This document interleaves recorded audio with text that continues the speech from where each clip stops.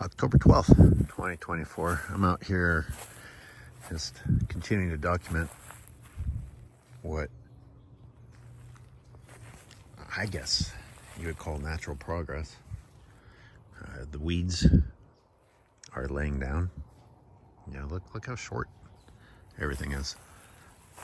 This is without human intervention. This is without mowing. This is without goat grazing. You can actually see the ground, which is unlike where there's goat grazing. And there's always just neglected prisoners out in the backyards. No one does anything. I really want to point out the oak trees, which I've spoken of quite often. But look at this poor thing. It never had a chance. I mean, all of them. But how are you ever going to allow this tree to grow, smashing it right in between these three? I mean, even these are too close. God, look at that one. I mean, they planted these, the largest species of oak tree in California, like they were spreading grass seed. You see this? They're starting to overlap each other, but they're not really, still not like touching very much. They're still like making an effort not to touch. Like, look at this right here. They're obviously encroaching on each other's borders, but if you look here, but unfortunately, if the tree is going to be respectful in that way, then it has to stunt its growth. Big problem, by the way, for an oak tree. Let's say that it would want to go tall in order to make up for the fact that it can't go wide. Well, that's not how oak trees are designed. They're supposed to have very wide, meandering branches, helping offset, helping to balance things out. Not be just top heavy, which if you've ever lifted something over your head and then someone's pushed you, you understand how easily you can fall in such a situation. Yes, prisoner, I'm the only one here who hears you or cares.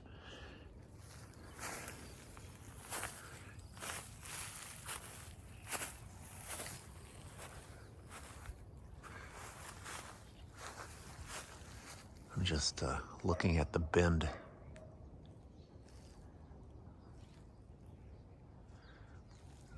Just wondering if it was like actually intentionally trying to avoid these.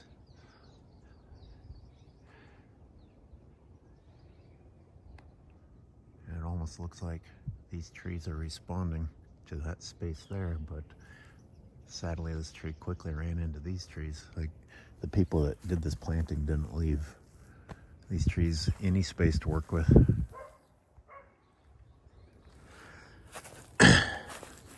That dog's gonna go on the entire time I'm out here for hours. People here just don't care. It's just another layer in the noise pollution. But of course, this noise pollution is a living creature that's actually asking for you to pay attention, and you still won't. Look at that. You can't find that where the goats graze.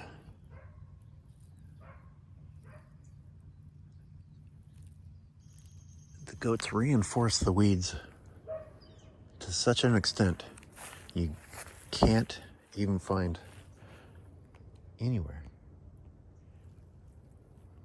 that you can see the soil.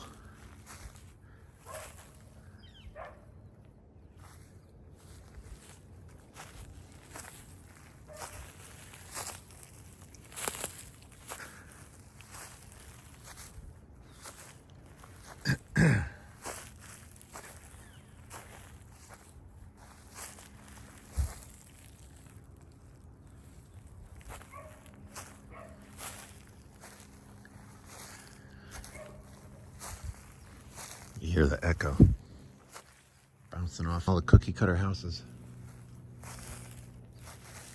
It doesn't bounce off the trees. That's actually why I slipped up there. Trees absorb the sound. Houses seem to amplify it. These build as many as you can, as fast as you can. Disgusting development companies filling in all the space where these developers have moved in. I point this out when I come out here. The powers that be thought it was important to trim a couple of branches and then leave them.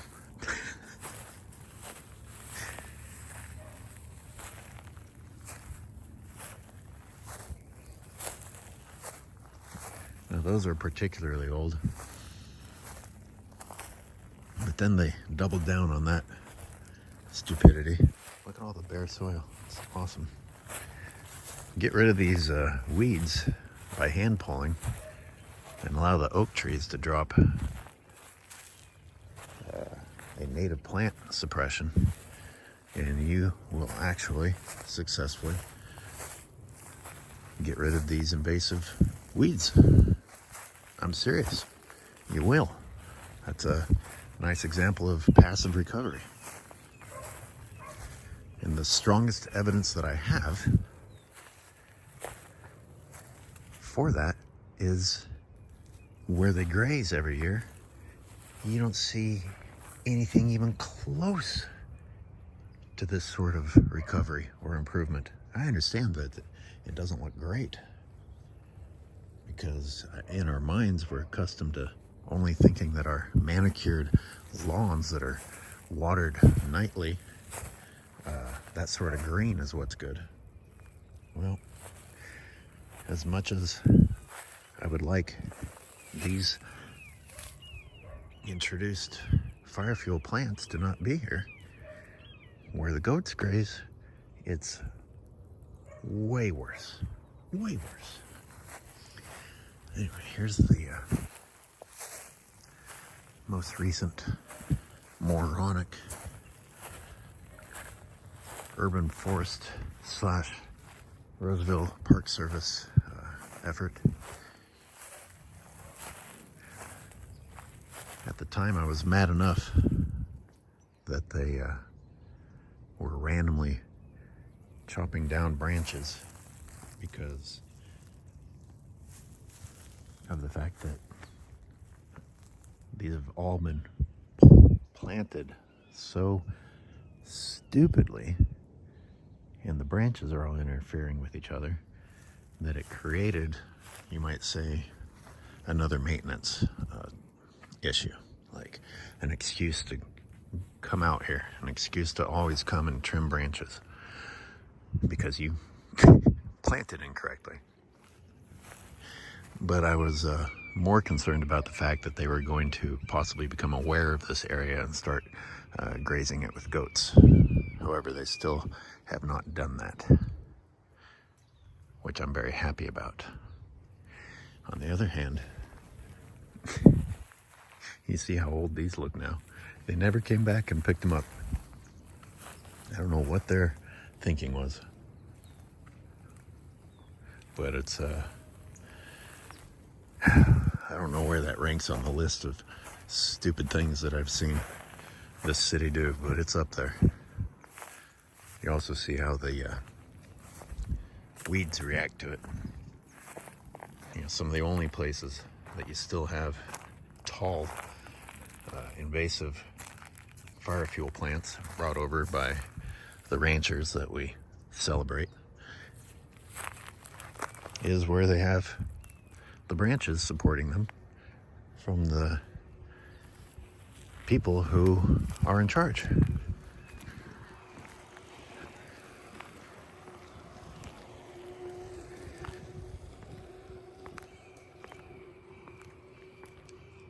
This has to be around 7 months old now.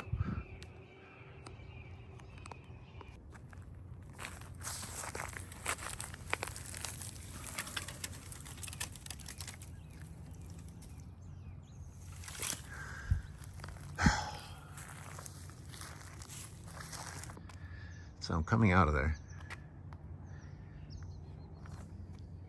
coming over to where they do graze the goats. Show me some soil. You see what I mean by the density? It's an increase not only in the quantity, but in the different species of invasives. As the goats not only perpetuate the problem of the invasives, but they are constantly introducing species from wherever they just came from.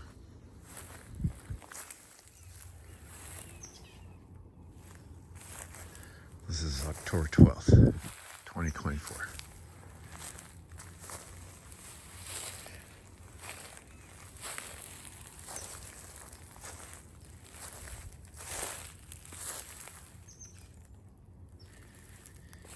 Just in case anyone thinks I'm lying. By the way, notice the variety pack of different species. Alright, so I'm just gonna walk right across.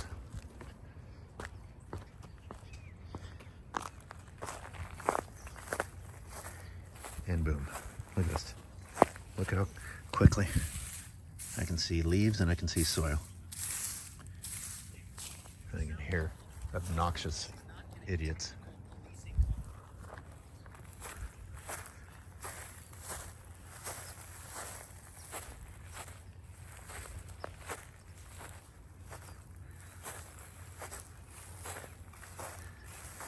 Don't use the excuse. Don't use the excuse of the trees being the reason there aren't weeds here. Looks like trees over there to me. And speaking of those trees, look at that oak. Look at how its branches sprawl out. They had living examples of what these trees do right next to them when they turned around and planted the same species this close together. It's as dumb as just about anything I can think of when it comes to planting trees. Look at this row right here. And of course, look how small they are. What choice do they have?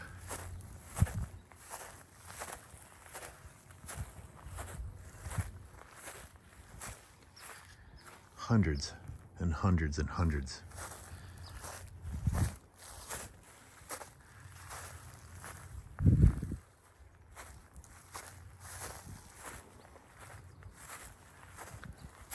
That's resource waste. This is what it looks like when the people in charge are handed government money for something that sounds good on paper, like, you know, part of a green project or something.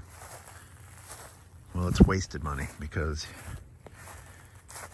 this is not how an oak forest, a valley oak forest, should look. Anyone intelligent, anyone that has an ecological clue would have put in some sort of a variety. Oak trees here and there, maybe some smaller species for ground cover. Man, you want to talk about solving the weed problem on the ground. Introduce some actual natives beyond just thinking about trees. You gotta use someone else to take over the territory. I already showed what's possible just by not perpetuating the problem with the goats. Now imagine if the humans were smart enough and kind enough to actually bring in the native species, even annuals, but in particular perennials, smaller perennials, lower to the ground perennials. Do a little research, find some species that work well with oak woodlands. Leave some spaces open instead of just doing this, which is not really how an oak forest looks. You know, you have you would have openings and canopy openings where sun could come through so that sun-loving plants could also exist here. Nope, they just took the grant money and handed it to a bunch of incompetent people who then contracted to even more incompetent people, basically modern day slaves, the undocumented workers. Look at these trees, it's crazy. Just because you have an urban forestry program, just because you have a parks department, doesn't mean that those people know what they're doing.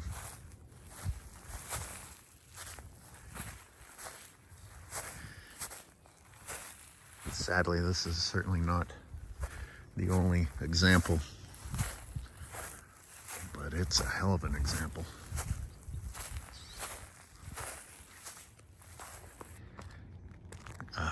I can't resist. We'll end by talking about this, especially since I showed you the branches that they chopped down and then left behind, never hauled them out of here.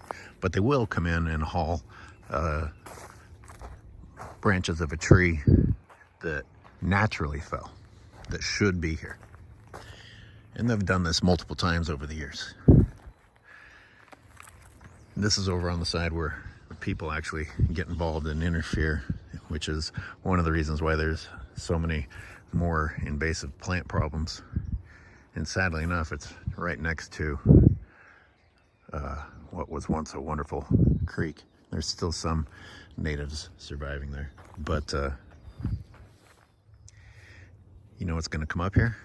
Invasive plants. You got rid of a fallen branch, a native fallen branch that actually, with its bark, is fire resistant, so that more kindling could come in. But the fact that they chopped down branches and then left them makes this just maddening. As long as it's natural, we're not going to allow it, is basically their policy. They hauled out more over here.